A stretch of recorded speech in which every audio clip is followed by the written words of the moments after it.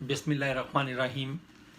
मेरा नाम तस्नीम अहमद सिद्दीकी है और मैं अपने प्रोग्राम मानो या ना मानो के साथ आपकी खिदमत में हाजिर हूँ। यूँ तो बहुत छोटे छोटे टॉपिक हैं, लेकिन चंद अहम चीज़ें हैं। छोटे छोटे टॉपिक मैं ये कह रहा हूँ कि जिसमें सिर्फ हुकूमत पे वो लोग भी तनकीद कर रहे हैं जिन्होंने अपने वक्त में अनारकली की भंगी तोप चलाई थी। जी हाँ, मैं बात कर रहा हूँ पाकिस्तान मुस्लिम लीग नवाज़ ग्रुप और पाकिस्तान पीपल्स पार्टी जरदारी टोला। ये वो लोग हैं जो कि अपने वक्त में अनारकली की भंगी तोप ना चला सके और आज वो मुल्क चलाने की बातें कर रहे हैं। और उसमें सबसे अहम और मज़े का खेज़ बयान कराची के एक वज़ीर सईद गनी साहब हैं। सईद गनी साहब ने आज एक बहुत अच्छा मजाक किया कौम से। उनका अगर हुकूमत स्टील मिल बेचना चाहती है तो वो हमारे हवाले कर दे, हम उसे चला कर दिखाएंगे। सईद गनी साहब, आप तो अपना सूबा ना चला सके, आपके सूबे में तो हस्पतालों में बेड नहीं है, स्कूलों में कुर्सियाँ और असाज़ा नहीं है, और इसके अलावा ये है कि जहाँ स्कूल और हस्पताल हैं, बाज़ में डिस्पेंसरियों में और स्कूलों में तो सब वहाँ के जो जागीरदार हैं उनके जानवर बंधे हुए हैं। और जो हाल आपने स्टील मिल का किया था, जबकि 5 साल दौरे जरदारी रहा। जी, मैं इसलिए कहूँगा कि पीपल्स पार्टी का नहीं, वो दौरे जरदारी था, क्योंकि जितना हराम का माल दौरे जरदारी में कमाया गया है वो मेरा ख्याल है सोचना पड़ेगा कि इससे पहले दौरे बेनज़ीर में ज़्यादा कमाया जाता था हराम का माल या दौरे जरदारी में कमाया गया। लेकिन क्योंकि हमारे इदारे नाअहल हैं, हमारी अदालतें काम करने की आदी नहीं है, लिहाजा ये केसेस इसी तरह पड़े हैं। वरना ये आम तौर पर एक अच्छा मवाजना हो जाता कि सिंध दौरे जरदारी में ज़्यादा तबाह हुआ या दौरे बेनज़ीर में ज़्यादा तबाह हुआ था। बहरहाल ये तो बात का मसला है। तो आप जो स्टील मिल चलाने का कह रहे हैं, भाई पहले जो चीज़ें आपको चलाने को दी गई हैं आप वो तो चला लें, स्टील मिल बाद में देख लेंगे। अच्छा, अब मैं आता हूँ मुल्क में कोरोना के लिए। कोरोना की सिचुएशन आज जो हमने देखी है उसमें मैंने एक चीज़ नोट की है कि एक हफ्ते के अंदर कोरोना में जो इजाफ़ा हुआ है, कोरोना के मरीज़ों में जो इजाफ़ा हुआ है वो 10.92% है।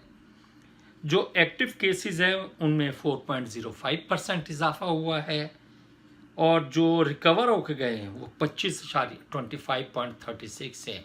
यानी डॉक्टर्स हजरात जिस ईमानदारी और जिस मेहनत और जिस लगन से काम कर रहे हैं उसमें सेहतयाब होने वालों की तादाद 25% तक पहुंच चुकी है, जो कि एक अच्छा साइन है। अच्छा साइन इसलिए है कि हमारे डॉक्टर जिस दिल जमी से और जिस जज्बे से मरीज़ों की खिदमत कर रहे हैं वो वाकई वो जज्बा है जिसका कि इस्लाम में भी कहा गया है। तो सलूट टू ऑल डॉक्टर्स जो कि इस मेहनत से काम कर रहे हैं। और जबकि डेथ की शरह 6.99% है।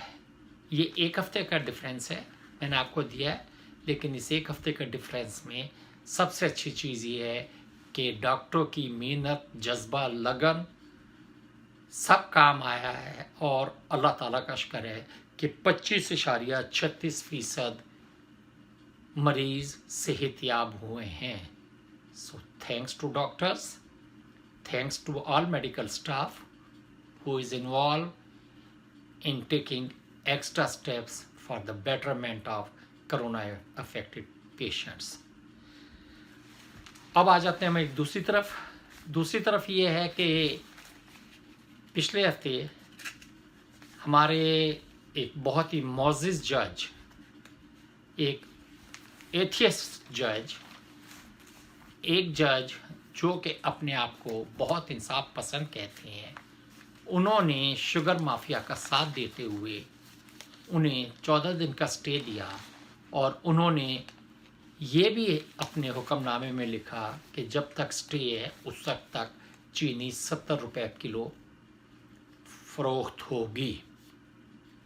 तो उन जज साहब अतहर मिनल्ला साहब को मैं ये कहना चाहूँगा कि अतहर मिनल्ला साहब, जिस चीज़ के बारे में सबको पता था, आपने अवाम को क्यों बेवकूफ़ बनाने की कोशिश की। अदालत का काम अवाम को बेवकूफ़ बनाना नहीं होता, अदालत का काम अवाम को इंसाफ फराहम करना होता है। लेकिन आपने पाकिस्तान के अवाम को बेवकूफ़ बनाने की कोशिश की। आज मैंने मुख्तलिफ़ शहरों में अपने जानने वाले मुख्तलिफ़ लोगों को फ़ोन किया और उन सब ने ये कहा कि हमें 70 रुपये तो क्या, हमें तो 80 रुपये चीनी नहीं मिल रही।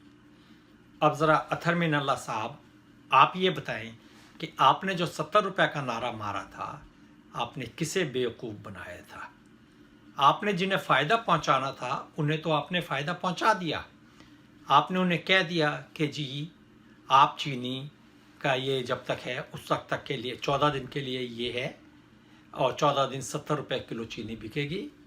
तो कम से कम आज तक, जिस वक्त मैं ये प्रोग्राम रिकॉर्ड कर रहा हूँ, आज इस वक्त तक चीनी 70 रुपये तो क्या, चीनी 80 रुपये भी कहीं दस्तयाब नहीं है। तो खुदा के वास्ते जिस सीट पे बैठे हो कभी अवाम का भी सोच लिया करो। सरमायादार मुनाफा को खोरों और अपनी बिरादरी के कीमती वकीलों के बारे में मत सोचा करो।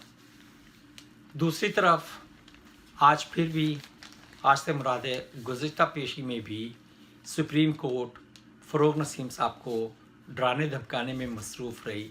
सुप्रीम कोर्ट ने जब फ़रोग़ नसीम साहब कुरानी आयत पढ़ने लगे तो सुप्रीम कोर्ट ने उन्हें रोक दिया और कहा जी ये बहुत डेलिकेट मसला है, कुरानी आयत जो है इन्हें पढ़ने के लिए बहुत कुछ चाहिए और आप अपने दलाइल हमें लिख के दे दें, हम पढ़ेंगे, क्योंकि कुछ दलाइल आपके इस केस से मुतालिक नहीं है।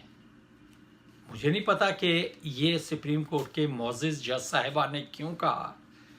क्या वजह है कि सुप्रीम कोर्ट के मोअज़्ज़िज़ जज साहिबान फ़ायज़ ईसा को हर मुमकिन तहफ़्फ़ुज़ फराहम करने में लगे हुए हैं। वो इतने ही ईमानदार हैं, वो क्यों फ़ायज़ ईसा को तहफ़्फ़ुज़ फराहम कर रहे हैं। चलें आप फ़ायज़ ईसा को तहफ़्फ़ुज़ फराहम करें, आप उज़ैर बिलोच को क्यों नहीं अपनी अदालत में बुलाते। आप जो है कोयटा के उन चीफ सेक्रेटरी साहब को क्यों नहीं पकड़ते जिनके घर से 82 करोड़ रुपए नकद पकड़े गए थे। आपने उस केस पे कोई अमल किया, उस केस पे कोई एक्शन लिया नहीं। आप तो सिर्फ हुकूमत वक्त के ख़िलाफ़ एक्शन लेने पे तैयार है। आप तो सिर्फ उन्हें तंग करना चाहते हैं और अब कोई पता नहीं कि आपके पास ये केस का और इजाफा हो जाए, और वो मौजूदा बजट है। क्योंकि मौजूदा बजट में कुछ लोगों को इस चीज़ का अफसोस है कि उनकी तनख्वाहें नहीं बढ़ी, लेकिन और कुछ लोगों को इस चीज़ का अफसोस है कि फ़ौज के बजट में 12% इजाफा कर दिया गया है।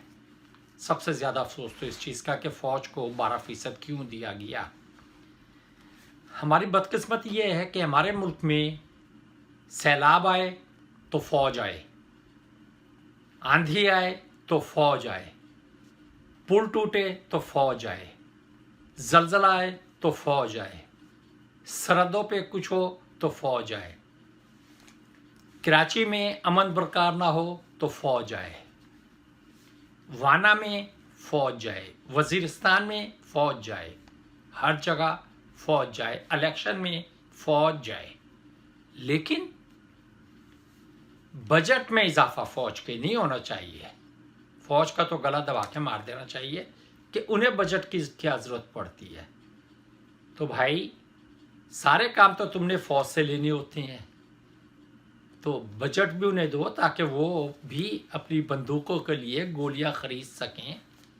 आपको ये पता चला है कि 12% इजाफा जो है ये किस जगह हुआ है? साहब आपने देखा है कि इंडिया को जो जूते पड़ रहे हैं चीन में, नेपाल जो उनकी एक तरह की नौआबादियाती था, वो इंडिया को जूते मार रहा है, इंडिया को चीन में जूते पड़ रहे हैं, तो आपका क्या ख्याल है कि इंडिया इस तरफ नहीं आ सकता?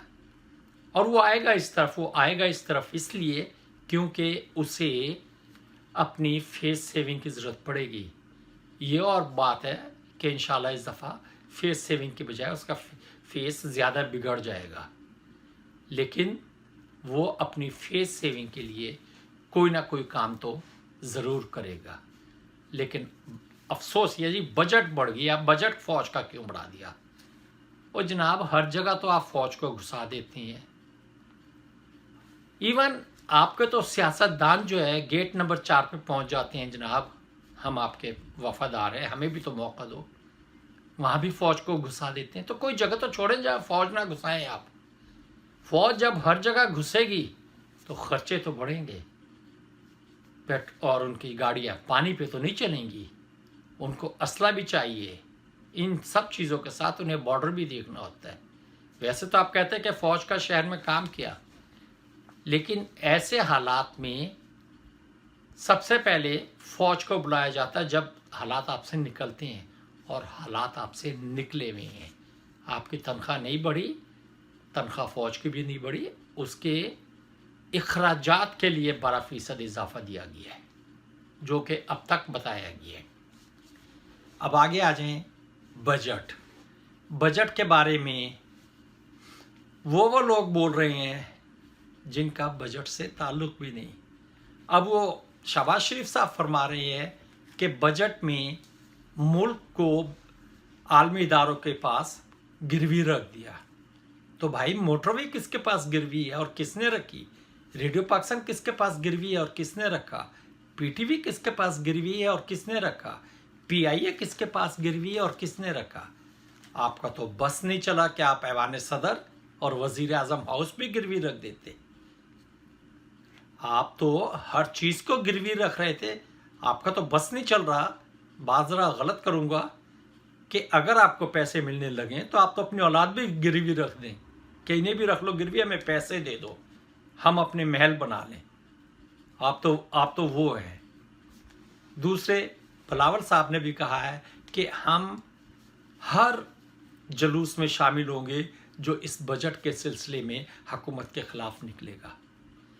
तो बिलावल साहब, हुकूमत के ख़िलाफ़ बजट जुलूस में तो आप हुकूमत के ख़िलाफ़ वैसे ही हैं। आप कौन सा हुकूमत के साथ ताउन कर रहे हैं? आप तो इस वक्त आपकी जो जंग है, आप तो जंग लड़ रहे हैं सिर्फ़ और सिर्फ किस चीज़ की? हुकूमत से कि हमें छोड़ दो, उसे पकड़ लो। दूसरा कहता है मुझे छोड़ दो, उसे पकड़ लो। आप दोनों तो कुत्ते बिल्ली का खेल खेल रहे हैं कि इसे पकड़ लो, मुझे छोड़ दो, मुझे छोड़ दो, उसे पकड़ लो। उधर से भी वही कहा जा रहा है जो आप कह रहे हैं।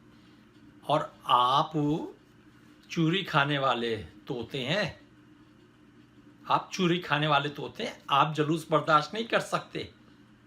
आप तो महलों से नहीं निकलेंगे, आप मरवा देंगे कुछ लोगों को, और उसके बाद आप सिर्फ लाशों पे सियासत करने वाले हैं। ये मत कहें कि आपकी माँ मरी जमहूरियत की खातिर। आपकी माँ जमहूरियत की खातिर नहीं मरी, वो हवीस इख्तदार में मरी थी। आप मत कहें कि आपकी माँ जमहूरियत की खातिर मरी। आपकी माँ हवीस इख्तदार में दौड़ती हुई मरी।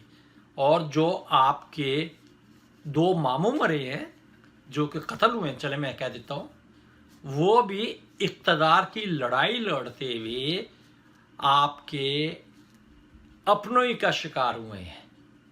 मुर्तज़ा भुट्टो अगर सही तरीके से तहकीकात की जाए तो उसमें खुरा आपके घर में ही निकलेगा।